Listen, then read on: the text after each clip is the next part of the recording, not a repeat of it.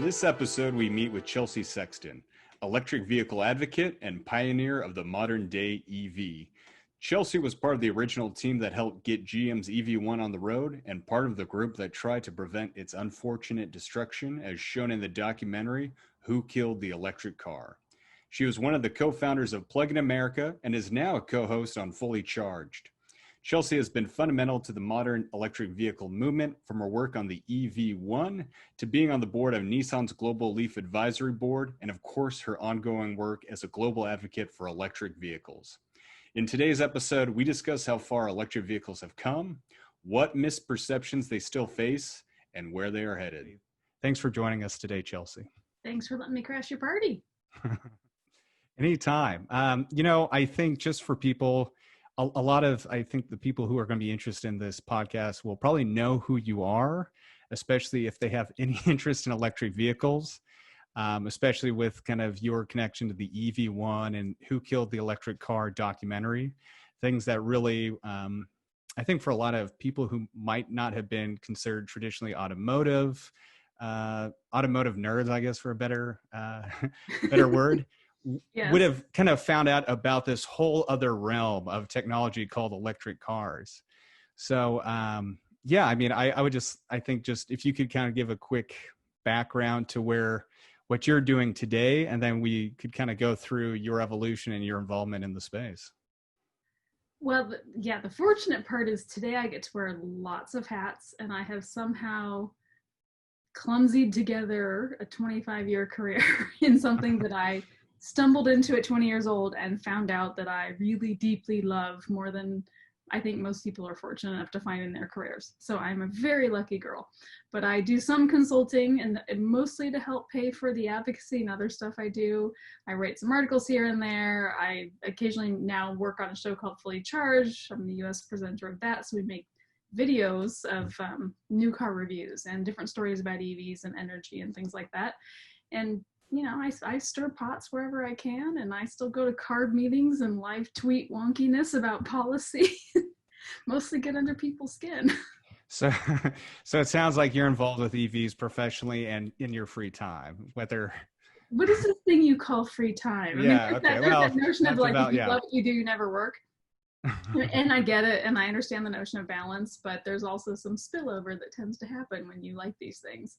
And increasingly, it touches all of the adjacent activities around autonomous vehicles, but also we've been playing with utility companies for 25 years, and everything from time of use rates to now managed charging and rate-based infrastructure, and et cetera, et cetera. So, none of this exists in a microcosm, and the newer thing that's fascinating to watch is the intersection increasingly with housing, which is not a new topic, but the various circular firing squads are starting to all figure out how they intersect a little bit more than maybe was thought of a few years ago, let alone 6 months ago.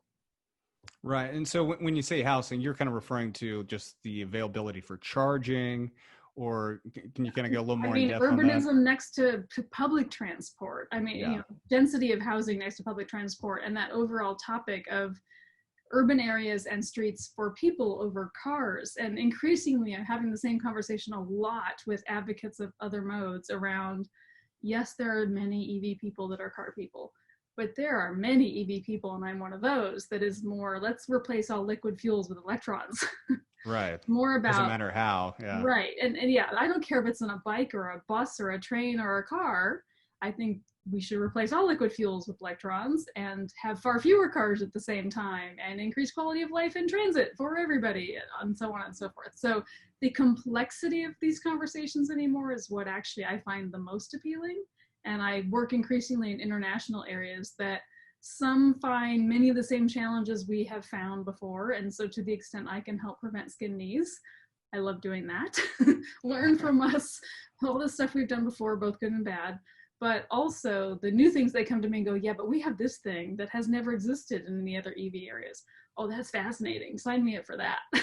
Right. Yeah, and I'm glad you mentioned the work you're doing with Fully Charged. That's been a really great way. I think also I've shared some of the clips that you've been on and others from the show of just, if people are trying to even just figure out like a crash course about how to get involved with EVs, or maybe just some of the misperceptions out there. Can you share how you got involved with that? completely by accident. Fully Charged is what is now, I think, the largest online EV show about EVs and energy. And a lovely British man called Robert Llewellyn started it 10 years ago now. We just had the anniversary. And started making these clips. He's a professional actor by trade. So inevitably, when everybody else was doing these super wonky, nerdy, hour-long podcasts, he was doing these 10-minute versions around pithy topics that we hear all the time. And that has evolved now to, I think they're up to 6 presenters in the UK alone. There's now folks coming in from China and Scotland and other areas, and I'm the one that occasionally chimes in from the US for about the last year or so. And it's grown into live conferences and things. So it's a lovely community. Some things are super nerdy. One of the higher viewed episodes was about nuclear fusion, but we also do lots of like EV 101 or now autonomous vehicle 101, sort of very basic. You don't have to have a PhD to find these interesting. And some people like the visual over audio or reading something, and shorter form. So some are 5 minutes, some are 20, but it has a mix of things and a mix of personalities. And I am the one non-professional presenter in the bunch, which means everybody else's videos are so much better than mine will ever be. All I can do is show up and be sincerely nerdy and hope it works.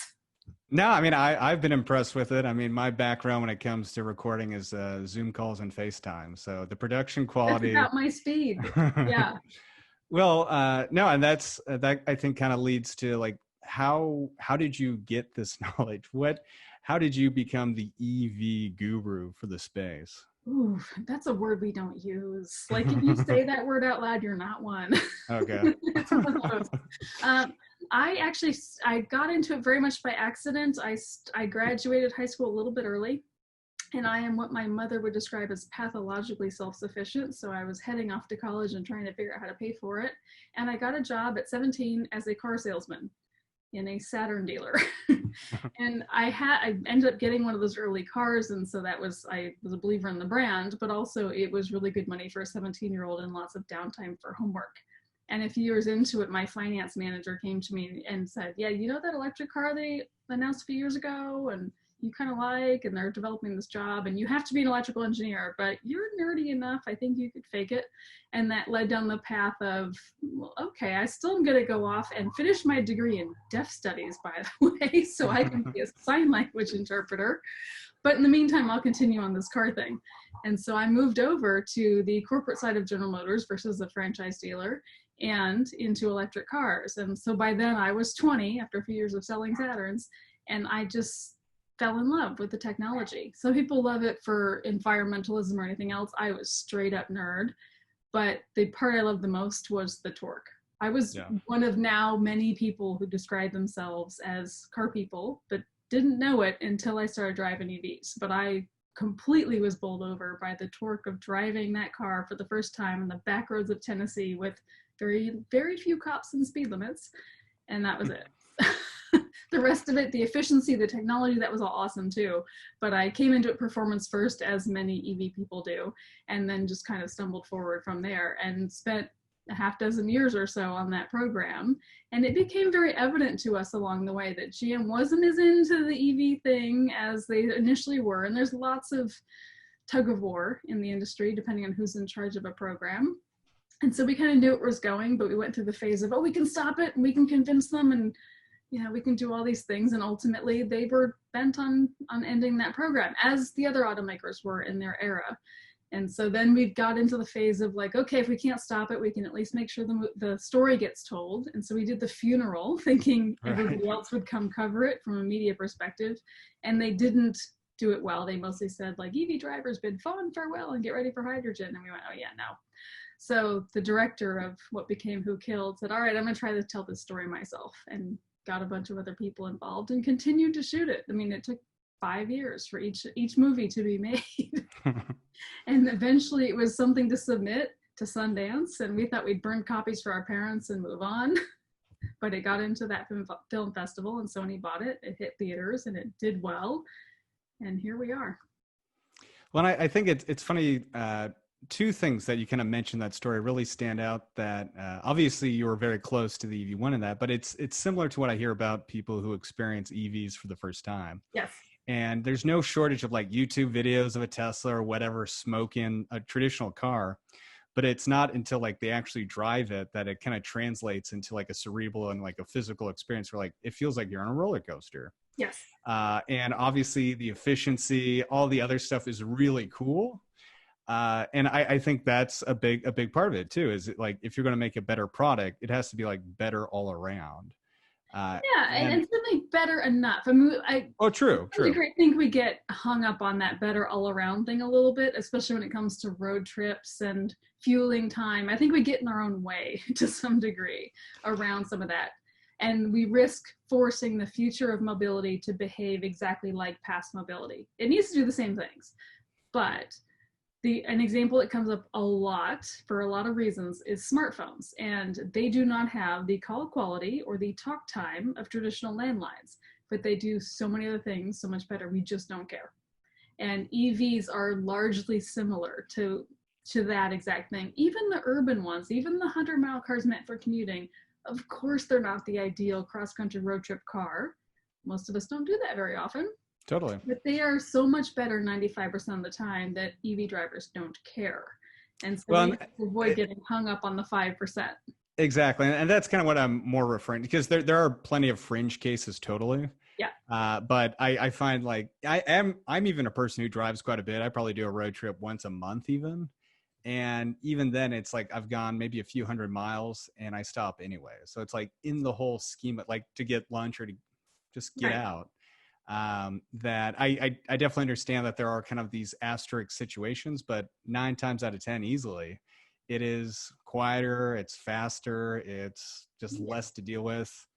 And we have lots of multi-car households here. So right now the argument is not, let's put everyone into an electric car. We're trying to cross 2% of sales nationwide. Right, exactly. We need to quit worrying about the hardest cases at the moment and try to make more things available to more people that already know they want them. Oh, totally. And I think that goes back to the second thing I was going to mention with that story of the EV1 is kind of the funeral. It's like this kind of a crazy concept that someone would ever have for a product. A funeral. A funeral of all things. And if you haven't seen the documentary, or you can even Google it, but it's just wild that. Yeah, it's on YouTube. We have no like Full Force and Pirate. Like, yeah. Sony. But it's one of those things where so many people are like, oh, well, if there's actually people that enjoyed it that much, the problem will just solve itself. Like these automakers will do it. And then a few years went by. To degree that has happened a little bit, because there was the funeral and then there was a vigil and then people got arrested. Like there were multiple demonstrations of this passion. And to this day, Elon Musk cites that passion for that car as one of the things that inspired him to really push to get Tesla going. Because it had been started by other people, and electric cars had been done by other people, other startups, but he still to this day cites watching the vigil and the arrests and all of, that month-long thing we did out in Burbank, as much as it was a stunt and we knew it, it was just trying to draw attention to the story, and it did in some of the best of ways, watching what's happened since. So just as he champions every EV that's come since and sees that as them standing on his shoulders, to some degree, Tesla and this entire generation of EVs stands on the shoulders of those that came in the 90s. Even though the 90s cars weren't big in volume, there were lots of lessons learned, and they did get enough people indoctrinated to help carry it forward. Enough people exposed the technology to go, oh my God, this is kind of cool. And one of the things I would love to kind of know more about too is just like having been on such like a really great experience, being so involved with the project, doing all these things back then to kind of get awareness, having some success, like you were saying, like getting a documentary and all that. At the same time, I think a lot of people, obviously the passion comes through for you. Like a lot of people would just be like so frustrated and be hard for them to continue. What are some of the things like for you that in that experience that was, I guess, maybe so powerful that just kind of kept you to move forward when you're having a bad day and kind of see that there is a light at the end of the tunnel? Well, I'm a redhead, which makes me stubborn. But no, I totally get it. And we all have bad days and we all have burnout. But I mean, I am optimistic enough to see the potential of this technology. I'm also realistic enough Yeah. to not buy into every single snake oil salesman that comes up, especially these days. But even back then, we had dozens of startups going, yeah, we're the next big thing. And it's like, oh, in the South, there's the bless your heart thing. I look forward to seeing that. Right. And I'm kind of doubtful of whatever it is that's being said, even if I champion the enthusiasm behind it. And that doesn't matter if it's a startup or Toyota. I mean, we're to the point of show me, don't tell me. So press releases have very limited bandwidth in my world anymore. But I have learned over the years to care so much more about the table than what gets somebody to that table. We've learned to not, I mean, EVs were never an environmental thing, but it was always painted as that. I don't care if you come to it for that reason, or performance like I did, or efficiency like some of the nerds out of Caltech. And I say that with love because I'm one of them. The nerds, not the Caltech. I wasn't that smart. But what gets people into the circle and into the experience is the important part. And EVs deliver so many benefits that it doesn't matter where you come into it. They do enough public good for enough people. Even if you don't own one, they clean the air for everybody. They drive down electricity rates for utilities for everybody. They have lots of common benefits that are useful well beyond the one dude who drives a car. Right. But that's what helps move all of this forward, is the overall good for well-being for everybody. So we're obviously been kind of focused on EVs, but as we've kind of, you mentioned, I kind of alluded to already, there's so many other systems that when you start thinking about, that's really interesting that EVs kind of connect to. So obviously people can't take it for granted, but cars, you go fill up at the gas station. With EVs, there's the electrical component of going to just plug in the wall. And from there, you kind of run into some of those things you're talking about when it comes to efficiencies. Obviously you got involved from the car standpoint, but like, and you even mentioned like, there's just some of these rabbit holes that popped up that really kind of threw you for a loop. What, is there one in particular that's like still to this day, or of all the ones you've experienced, really stands out as being one you just did not expect to deal with? I didn't expect to deal with the questions around EVs being struck more by lightning. There's some of those that are like weird consumer questions. Certainly the long tailpipe theory is probably the broadest and most enduring one that we've all collectively had to deal with, which is completely invisible to the general public. But to anybody that cares and gets involved in these issues, like we're all accused of all EVs run on coal, but every other kind of car runs on, fairy dust and rainbows. And even the pitting of hydrogen versus EVs, which is the weirdest holy war in the history of transportation, probably. But hydrogen is only made from electricity or natural gas, but the electricity for hydrogen only comes from solar. The electricity for electric cars comes entirely from coal. Don't you know these things? And how dare you root for them?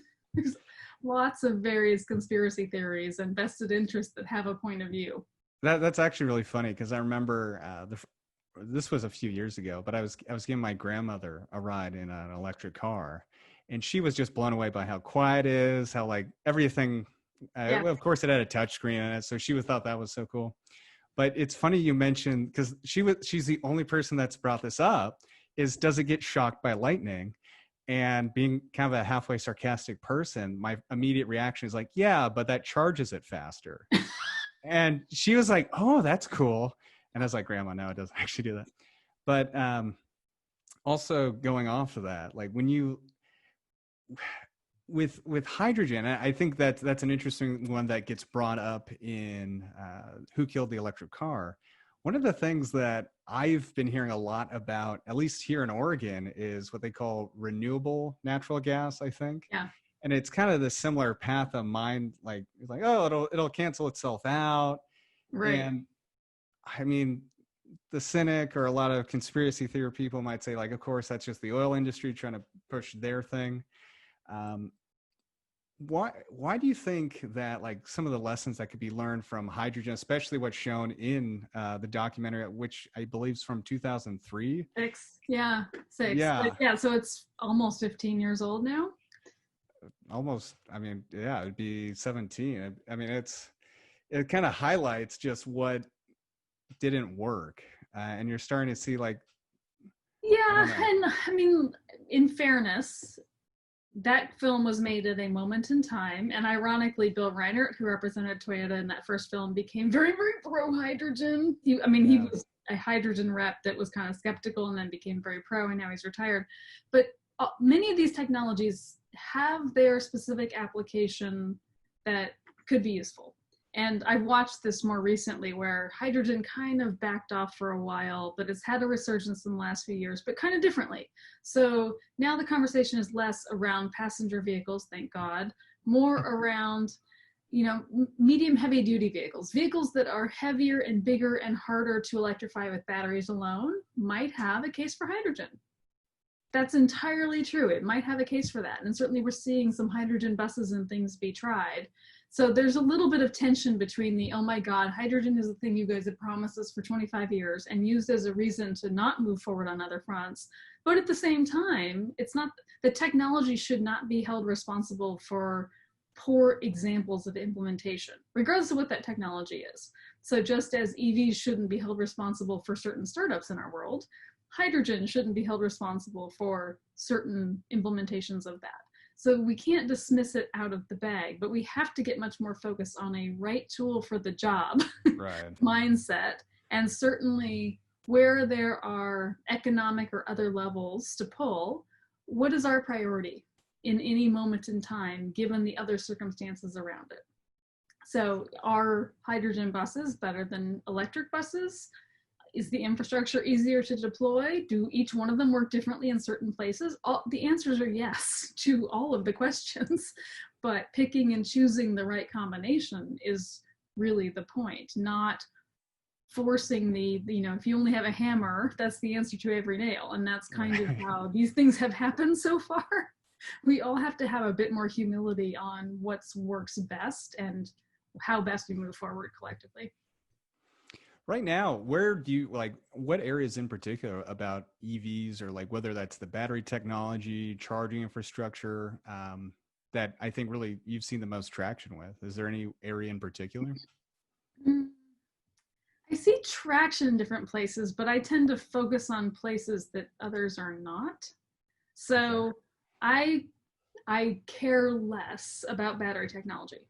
Not at all, just less. That is not my focus. And I think too much has been put on the cost of battery parity compared to internal combustion, or what's the next battery. What we know is that there are lots of electric vehicles with all the current technology, whether it's bikes or scooters or cars or buses or trucks, etc., that work in a lot of cases. Right. And the single biggest thing preventing deployment of those is lack of product, lack of vehicles, lack of variety of vehicles, lack of geographic distribution of vehicles, too much in the CARB states only, or even just California within those CARB states. So battery cost parity and battery technology and energy density and all those things are lovely, fun things I'm happy to nerd out about, but it's not where I spend my time because it's not even within the top 5 of problems that I see facing EV deployment of any kind of transportation today. It all helps to move forward on that, but more availability, more awareness, better marketing, that's number 2. Crappy dealers, number 3. Infrastructure is probably number 4, although some of these are parallel issues. We need to work on several of them at a time. And so there's some really obvious deployment things that are prominent before you get to some of the more component-oriented problems that may exist, but just aren't what I specialize in. Right. So, I mean, when do you think a big part of it really is education? Is it kind of people are stuck in their existing ways, like with dealerships and utilities? They've kind of had something that's works. They don't want to change, or lots is education, and people can be stuck in their ways. But what's interesting is the last, we'll say 15 years since that first movie came out, we've been running around, and I have done, I mean, I am naturally very, very shy and very, very introverted. So a stage is not my happy place. But that movie put many of us more into the spotlight than we would imagine. And so I've been running around since with the films, because we made a sequel, and just generally speaking on the topic and writing about the topic and stuff. And the thing that most consistently comes through is how often we heard and continue to hear, I didn't know electric cars were possible. Right. Wherever you are, across the US, but around the world as well. I didn't know it was possible. So the industry tends to blame the consumer. When we see demand, we'll build electric cars. But people can't demand or even gently ask for what they don't know is possible. No, that's totally conditioned to believe is bad. So the second thing is always like, well, even if I know they're possible, I think of them as either a golf cart or a milk float, depending on where you are in the world. And so you still come down to that first test drive, as you described, and everybody's universal response, whether it's a Nissan Leaf or a Tesla, is, oh my God, it's just like a real car. Right.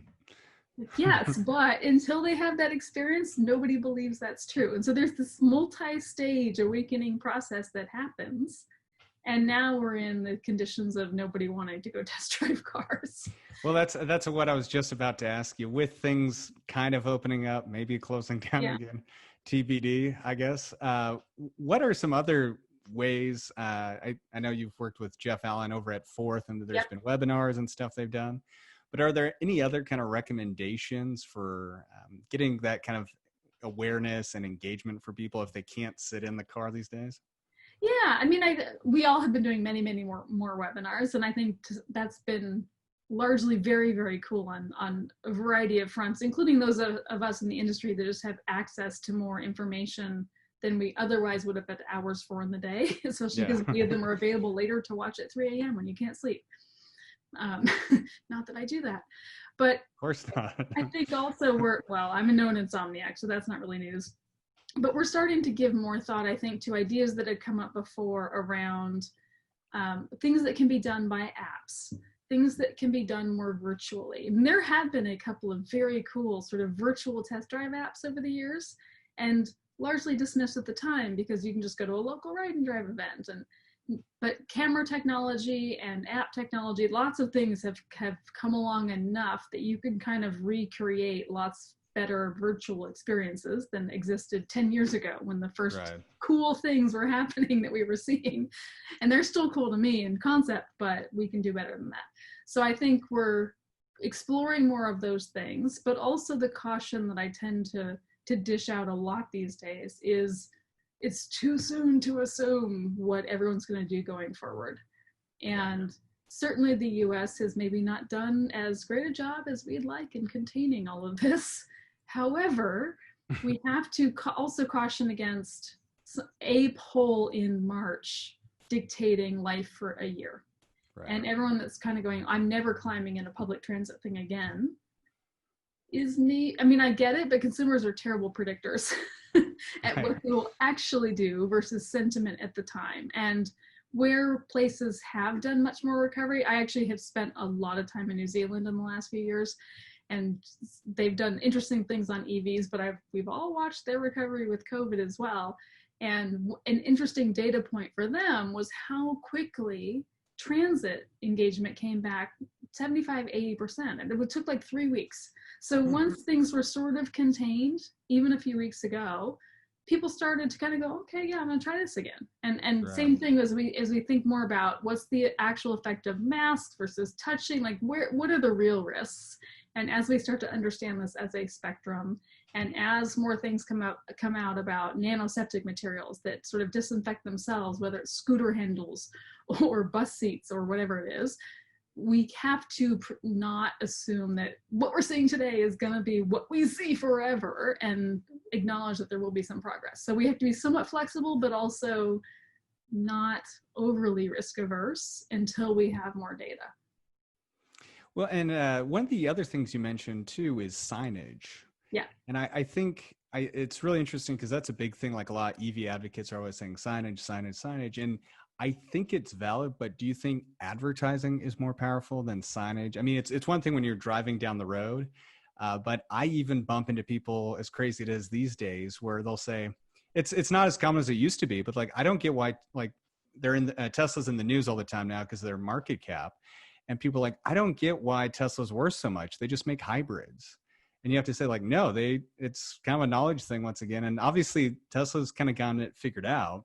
But you look at a lot of these other valuation is a whole different conversation. Totally. I'm not saying it's valid, but it's at least it's starting a conversation, because whether it's that or everything else that they're in the news for, I think that's just exposing people who might not have been at the top of their. Absolutely. I mean, Tesla gets credit for lots of things.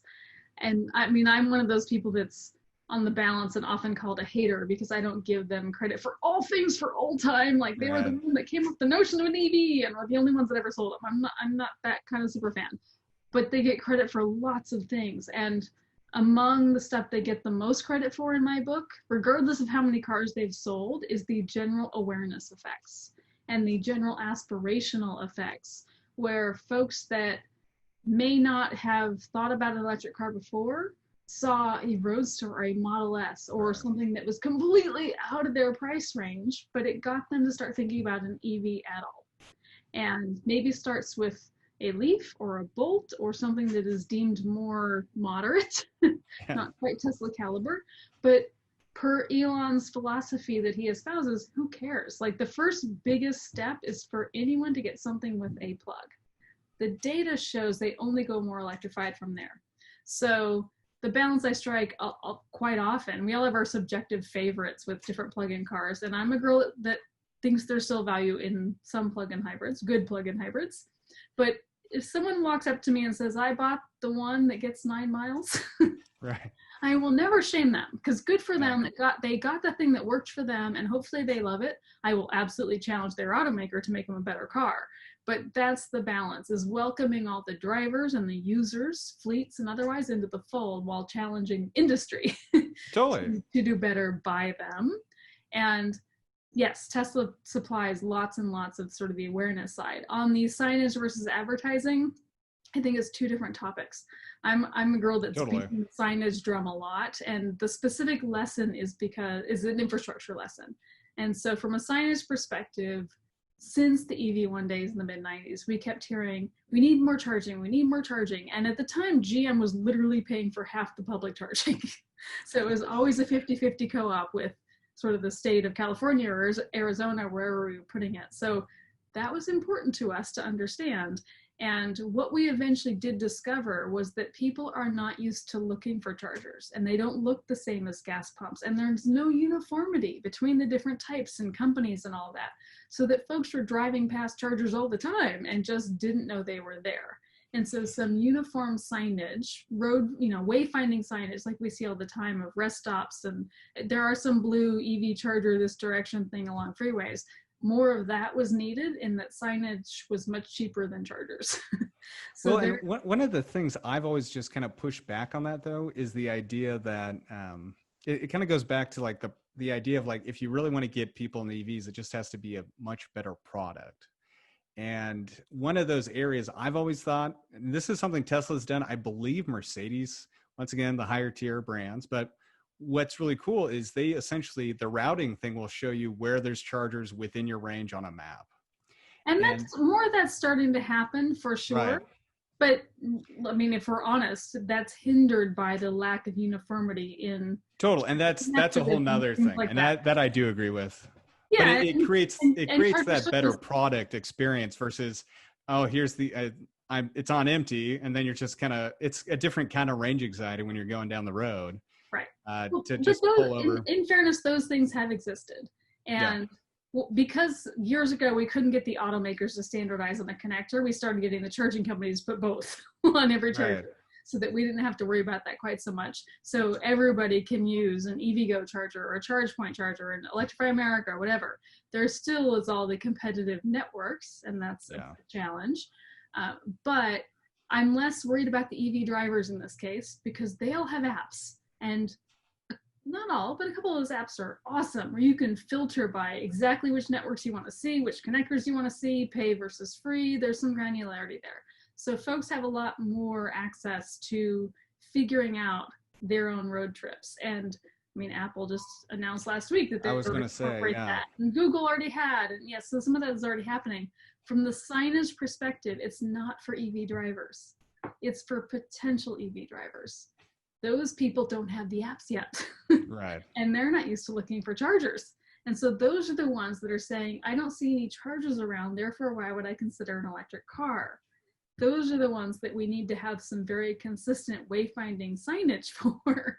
So they kind of start to see, oh yeah, there are some charges around and they're in the places I tend to go, and maybe this is feasible for me, which is a separate discussion somewhat from the overall awareness thing you were getting at. I mean, I think we get way too high-minded with awareness versus education versus marketing. It's all the same thing, and utilities especially, in part because they're precluded from a regulatory perspective. They don't like to talk about marketing. They like to talk about education, but it's all at the end of the day the same activity. And we all have to get more comfortable with what is actually marketing, but what is effective. Talking about EVs in a way that resonate with people can be defined by any of those terms, but it is more emotive than we tend to talk about it. So cars are an emotional product. We tend to try to strip them down as appliances when it comes to EVs, but at the end of the day, it's still the emotional experience that drives people to it. And to some degree, even with bikes or scooters or public transport or something else, there's still another benefit, another emotional experience. It's time to play on my phone or get more work done or whatever that is facilitated by that different mode and the electrification of it. Now that we've clearly solved that problem, all the things, we've done all the things. What are there anything in particular that you think either automakers could help with, or like governments that they could do to really kind of bring this awareness, make it easier? Whether, I know originally one of the things, like in California, for example, is HOV lanes was kind of like, oh, I don't care if it's an electric car or not. I just want to use the HOV lane. And living in Oregon, we have like, I think maybe 2 miles in like the entire state of HOV lanes. So I don't think that's going to work here. Right. Or a lot of the Midwest states. But I'm just curious if there's any kind of ideas you've ever heard that is kind of like more of a carrot than stick incentive method that could really help kind of put this idea in other people's heads when they're looking to buy their next car. Well, automakers could help by wanting to be successful with EVs. Oh, is that all? Not just doing them for compliance reasons. And some do, some don't, but there's a range. And I would say collectively, the automotive industry is still fairly ambivalent about wanting to do this at all. And so that manifests in marketing activities, in making what we tend to term compliance cars, so only available in certain states, maybe all the CARB states, but often just California, something like that. If I had a magic wand tomorrow, I'd fix the federal tax credit in a bunch of ways, not just lifting the cap as is currently proposed, but it wouldn't apply to vehicles that are not available nationwide, and it would be a rebate, and it would have an MSRP cap on it, because we shouldn't be subsidizing $120,000 electric cars for individual families, things like that. So there's those harder, less politically popular conversations that should happen if what we really want to do is move things forward in an economically effective way. But you're right that many of the incentives are not the financial ones. And we started the financial incentives way too early. The most effective incentive we ever had was the HOV lane one, but even today in many places, it tends to be ones that offer convenience, access, privilege over financial incentives. It's the more emotional ones, really. Yeah. And so HOV lanes is one example, but even, what seems like kind of silly things like free parking at parking meters, it wasn't the I saved 25 cents or now $1 an hour or whatever it is. It was the not having to fish for quarters. It was the privilege and the. Well, as someone who's gotten a few parking tickets, it almost becomes the spite. Like, I don't even want to deal with it. Right. Yeah. Right. And so it's the convenience of not having to deal with it more than I saved $2 today. A spite car purchase, just not having to deal with parking anymore. Yeah, and so there are those types of things as well, because a lot of cities and counties and sort of more localized regions kind of go, I can't do a $5,000 incentive, and therefore I'm kind of out of the conversation. And that's not true at all. Right. But it does require a little bit more creativity to go, what's within our power? What would actually resonate? How could we offer some convenience? But at the same time, make it equitable. I mean, the point is not to just give incentives to rich people who buy Teslas. It is to promote all EVs. And in particular, what I like is the renewed focus on a more complex conversation that needs to be had around used cars and incentivizing them, but also figuring out a way to certify their used battery quality and offer warranties and things like that, where, you know, folks are completely excited to buy a $10,000 used Volt or Leaf or whatever, but I kind of want to know what its actual condition is. And we've had cases of Nissan dealers resetting battery gauges and things. So we have to figure out a way to let the public more validly trust some of those vehicles when they buy them from unknown sources. Well, I think that's also a really powerful way for people who aren't, like, once again, it's people who aren't traditionally looking at EVs are now kind of in the conversation. Because I have two really good friends of mine that I grew up with who they know I'm like the big electric car nerd of kind of the friend group. And they're like, okay, the stuff Tesla does really cool. That's the kind of car I would get if I'd get one, but it's too expensive. It doesn't make sense. And so it does kind of fall into that used car thing. It's just like, okay, when are these prices going to drop to a point where it's like halfway affordable in a used car market? And we have to look. I appreciate. And I think what you bring up about the battery degradation and other things that people might not think about is just making it a much more approachable and feeling more comfortable about buying a used car. That's for sure. And especially these days in the before times versus the now time. I mean, I think there's more opportunity to re-examine shared models and access over ownership. I mean, I hear everything that says I don't really want to get in an Uber and I'm worried about germs. However, from an economic perspective, everybody, household, company, etc., is dealing with different budgets than they were 6 months ago. And everyone's starting to rethink, what do I actually have to spend on what? And work from home will not continue forever. But there are quite a few people that will do much more working from home, even if not exclusively. And so therefore their transportation needs will change. Poorer people, people of color, will still have to climb on public transit. And so there's still a mosaic of things that we have to address. But the notion that we're still trying to sell full-time cars to individual families potentially needs to change. Right. Whether they're used cars or new cars.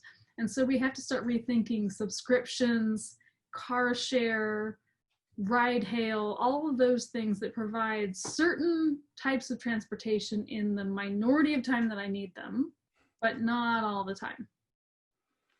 You know, it's kind of interesting. I'm sure you're familiar with, I think it was called Reach Now, and a lot of these kind of, I used to use that service all the time in Portland. They had a few of them that were fully the BMW i3 EVs. And then it seems like that business model was just, I mean, kind of go figure, go put out $40,000 cars brand new and let people rent them by the minute. Doesn't always pay for itself. And Daimler tried it with Car2Go. And exactly. And we have Blue LA here, and there was Blue Indy that has kind of shut down with little fringe electric cars. There have been various versions of trying them. And so on one hand, I have long advocated that we should learn the things that are to be learned from those. Like, let's not pretend those were all perfect implementations. Yeah. But at the same time, while I caution reading too much into these times and this, what is still fairly nascent data, some business models that would not have made sense a year ago or even 6 months ago might make sense now, whether it's forever or for a couple of years. But we have to not assume that the way everything's always been done is exactly the way we should go forward. And if that's your only reason for doing anything, it's the wrong thing to do. Yeah. You should have better reasons than because it's the way we've always done it. So we have to be a little bit more flexible in that, in the offering up of first experiences, but also in the offering up of access to transportation of all kinds for all groups. Do you think what's going to lead that is going to be maybe public transportation? I mean, when you look at kind of like the whole pie, when it's like actual, as you're saying, like just making that shift to like green electrons, do you think it's going to start with public transit And the reason I'm not saying it won't. What I think is interesting is looking at like new car sale data over the last few months. It's still way less than people thought it would be, it's obviously way lower than originally projected before this all happened. But one of the kind of positives is electric vehicles globally have been selling still at a pretty strong rate, and it might be the idea that that's kind of exposing people more to it. Or do you really think, do you think there's going to, I guess what I'm asking is, do you think there's going to be any big takeaways from coronavirus as like, okay, an electric based future isn't as crazy or as impossible as we thought it was just a few months ago? I think there will absolutely be takeaways. Yeah. I don't think we're smart enough to have hit upon them. I think what we've seen so far can generally be explained. So yes, EVs haven't been hit that hard so far. EVs in 2020 were never going to be that great. Right. The people that are most likely to buy a new EV were the least impacted by coronavirus. There's some other things that sort of suggest against reading into the fact that, yeah, in the last few months, EVs have still sold. You know, the federal tax incentive for the Chevy Bolt ran out for sure, like the last little bit ran out at the end of March. And so there was still that little rush to try to get that last $1,800 and things like that. So there are some sub points that kind of read into what we've seen in the last few months. And therefore, we need more time before we draw hard conclusions around what's been happening. We might find that the data we've seen informs a larger trend, but we haven't seen it yet. And EVs were never going to get really interesting, especially in the US, until 2021 or 2. Like there just weren't that many new unveilings. Yes, Model Y, but Model Y to some degree will also supplant Model 3 and some other Tesla volumes. Volkswagen and some of the higher volume manufacturers don't really start to launch for at least another year or so for the US. ID3 will come here. And yes, there's lots of other smaller programs that will launch, but when we talk about volumes of things that could really start affecting more of the hockey stick we all want, that was always going to be a couple of years out. So it's too soon to say how much that will be affected. In some ways, if this was going to happen, this was a decent year to have it happen because it has potentially less impact because things were never going to be that fast. But we also need to not get complacent. It's the thing I have railed against for some years now, where everyone kind of goes, yeah, EVs are done and solved and they'll take care of themselves and we can all go off and play with autonomous or something else. And that has never been the case. We're still not there yet. It's still kind of a sophomore, junior slump. We still have to dig in and work hard. Do you think with some of that slump, there's kind of obviously some stigma? It's kind of like, oh, it's a rural thing or a city.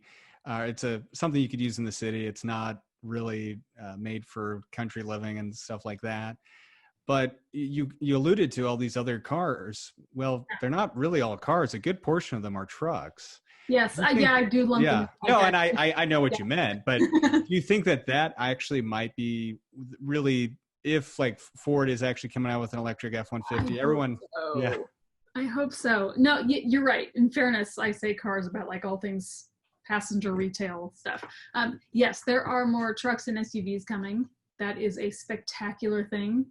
I hearken back to my point about the biggest obstacle is lack of vehicle variety. We need more larger things, more, different capabilities, different prices, different performance, all of that, for sure. I am super excited about some of the things coming, and in particular, kind of the truck category. I think some of them are probably more viable than others, but nevertheless, I mean, Ford has been kind of mile wide and an inch deep for like 15 years. So we all are so cautiously optimistic about Ford. They're making all the right noises, and yet we're all a little bit sketchy about trusting the press release on things like volume. So yes, please, Ford, make me very happy. I look forward to that. I think Rivian has done amazing things in galvanizing some passion around that space. And yes, I know Tesla and Cybertruck, but while they have their super fans, I think it is super helpful to also have a much more traditional looking, another company in general. So, totally. There is not a single company or model that's the right thing for everybody. So, and we haven't seen another startup that's galvanized any passion in quite some time until Rivian. So I'm very happy to see them come along, and with a very different approach, because again, variety and the partnership with Ford and Amazon and so on that will hopefully help keep them a little bit more substantial for, while they work through the inevitable startup stuff. Yeah, I think Rivian's a really interesting one. And what it's good to hear is like it sounds like they had some layoffs, but it wasn't everyone had that. Right. Whereas like there have been, it sounds like Biden, I think just may have gone bankrupt, and a couple others who are kind of more around that same mark where they've had all this money. They pretty much almost have a built product. Yep. But it sounds like of the ones that are in that phase, it's really Rivian, maybe Lucid, which I'm still not a big fan of the name of it, but Rivian seems to be the one that also kind of has that niche of where they're going after, of actually building trucks that people could actually live with. They're very beautiful, very well loaded, a little on the expensive side. But I think for what they do, they're actually pretty good buys. What going back, you said it, so we got to talk about it a little bit. The Tesla Cybertruck. Yeah. While obviously it's its own thing, it's shocking. I know, once again, the thing I think that's kind of cool about it is I know people who are super conservative contractors to millennials that have like driven only VW Golfs that have reservations for it. Whether both of those guys that will actually go through it is a whole nother thing. But that is also where kind of how Tesla kind of led in the sedan space and some little work in SUV.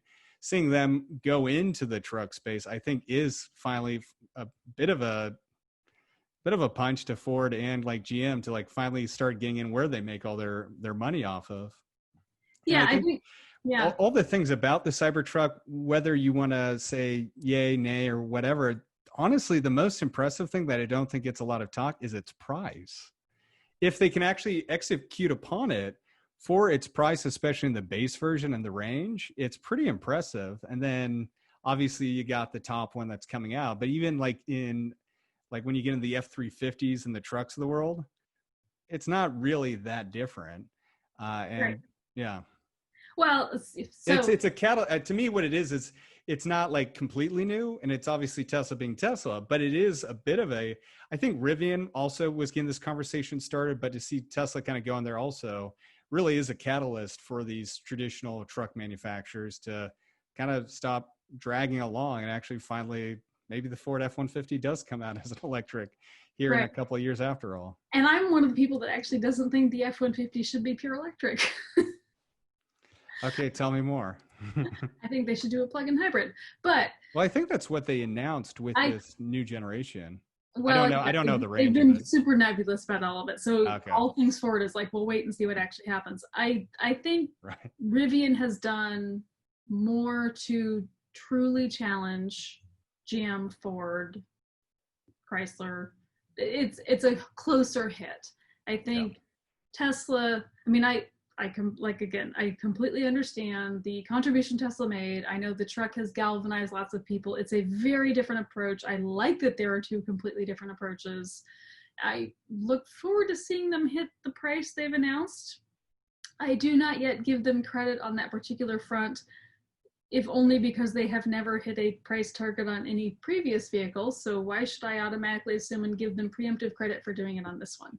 In their defense, though, not to seem like I'm always on their side, I do have, I mean, it's a big asterisk, but I do have a friend, one of the few people that actually got the $35,000 Model 3, where it's like super stripped down. It's like a completely off the menu option. I have a friend is really making the case you're trying to make here. I'm just saying it exists. It's not common by any means. I'm not going to defend it. I expect the same kind of thing. Yeah. Just like the $49,000 original Model S, to the extent it exists. Yeah. One of the things with Tesla, devil's advocate is fine, and that is completely fine. Yeah.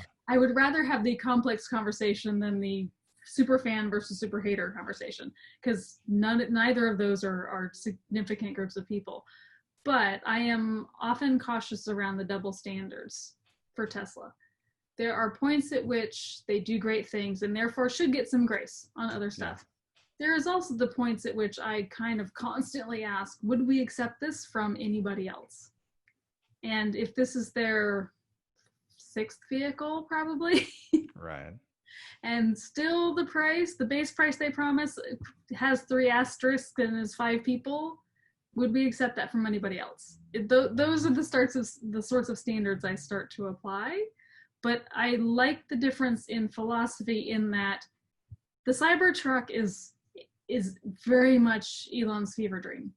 Yeah. Here's this thing that I have designed with very little customer input that I just think you guys will want and need, and I've decided on your behalf. Rivian is very much a much more traditional looking truck, and they're the ones running around the country going, give us thought and input and features you'd like to see, and it's more like the Saturn of truck makers, kind of. And obviously I come from that world, so I find that useful in its own way. It's not that one is better than the other, but they are both incredibly different. And I like that both approaches are in the market and that 2 very, very different aesthetics are coming to market. Neither of them are in it yet, but both of them are pretty close. And so that's only a good thing for those of us that want to see the market grow. What Ford and GM and the others do, I mean, GM's already doing the Hummer, which is not really like either one of them. Also, I mean, the main questions around GM for all of the vehicles they've announced, and one of the last things I did in the before times was to go to their EV day. I was a little surprised to be invited, but it was very fun and I appreciated the opportunity. But while they have lots of vehicles I think will actually resonate with lots of the market, the volume and distribution and things like that are big open questions for me. So when I went, a bunch of their PR guys kind of took me aside at various points and were like, we're going to convince you tomorrow when we show you our dozen vehicles.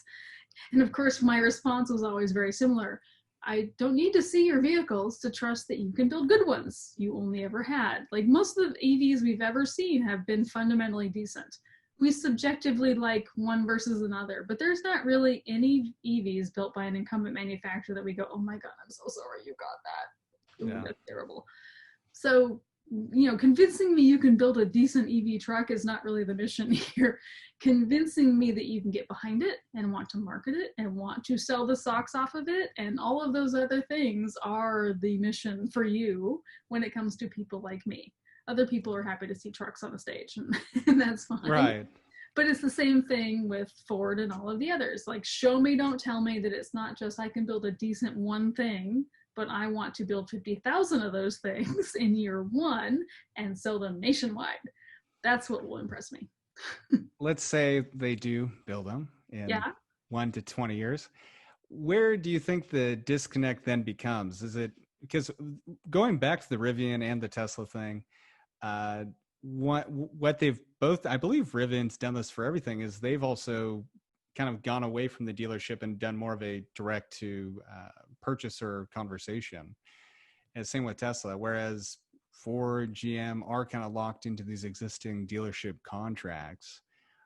What kind of education or things in place? I mean, you alluded to a little bit earlier with the used car stuff, but do you think that's going to be kind of the biggest hindrance for a while, or is there just eventually a way that they can kind of get around that for getting that in front of consumers? I refuse to accept the franchise dealer model as an excuse to deliver shitty service. Yeah, I mean, GM has look, a lot of stuff that Tesla has done was originated with folks like Saturn. So there is nothing about what Tesla does from a retail perspective that others couldn't do. And I mean, I hear this a lot, and it's a conversation I keep pushing back on, because from any franchise automakers, what we hear a lot is, well, we can't control what our franchises do. I'm like, oh, we have it so hard. And at the same time, the OEMs are the ones that write all the training, including the ones for plug-in hybrids that don't mention the plug, and that used to take 3 days, but now take 2 hours and are only online, and the quality's declined quite a bit. And all of the research into these things shows remarkably that which salespeople are not comfortable with, they will not sell very well. Right. It's a shock. And that which they have never really experienced, they're not going to be very comfortable selling, and on and on. So Tesla's secret sauce from the retail sales perspective is really well-trained salespeople who are passionate about their product in a low-pressure sales environment. that's kind of it. There's nothing else about the fact that Elon signs the checks that means that anyone else couldn't replicate that. And there are some individual franchise dealers of different brands and sometimes conglomerates of dealers that do some of those things, whether it's single pricing, no haggle, low pressure, good training, like all of those things can be replicated. And so therefore, there's nothing about the traditional automakers and their franchise system that I accept precludes them from providing a better experience than they do today. Well, and one of the things, I completely agree. One of the things that really, I forget how long ago I learned this, and it totally makes sense. But years ago when I realized this is actually kind of an American problem. Like in a lot of other countries, dealer or manufacturers sell direct. And yes and no. I think it depends on their brand a bit. I believe that's kind of the case with Ford, where they do have more of a dealership model globally. But like Daimler or Mercedes, in a lot of countries, just sells direct, or they have their own essentially employees who are selling it in Europe. Right. I don't know. I've just found that always kind of interesting, and I agree with you. Yeah, I mean, there's still the distributorship system, and that plays out differently around the world. In Norway, for example, it's very much distributorship. There is no native car building there, no native OEM. But one of the keys to their success, all the incentives get all the focus, but an interesting thing that happened there is that the EV Association struck a deal with all of the franchised the dealers, and basically made the dealers pay them $25 for every EV they sold. And therefore now every EV comes with a new driver car kit on the passenger seat when you buy a new EV. It's got the fob that works with all the chargers. It's got the FAQ thing. It's got a year-long membership to a 9-to-5 Monday through Friday office to answer all of the newbie questions. It's got a bunch of things that provide value to the new driver. It takes a bunch of weight off the dealers, which is why I love it. They're like, sure, $25, here you go. We'll do that. And it helps the driver association go forward, but provide the more valuable service to the drivers. And so even in those types of scenarios, it's not that it's not native franchise versus distributor or whatever else. It's that they still had to come up with a solution.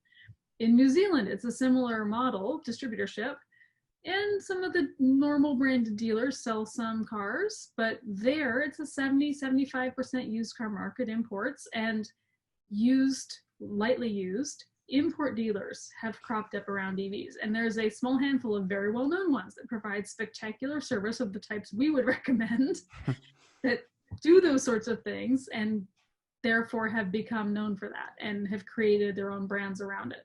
So yes, there is some variation per country depending on their native culture and sort of how business tends to happen there, but it's not so cut and dried as we think of it until you go to some of those places and go, all right, what are you dealing with that's unique?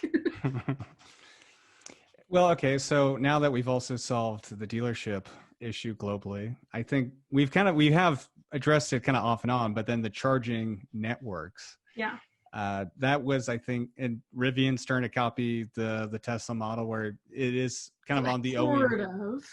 Sort of. I'm just saying it is another manufacturer, and that seems to be more common with a lot of these newer startup ones where they see the value and the onus and kind of having their own charging infrastructure. I think the difference is they're using the I always forget the acronym, CSS, standard versus something proprietary.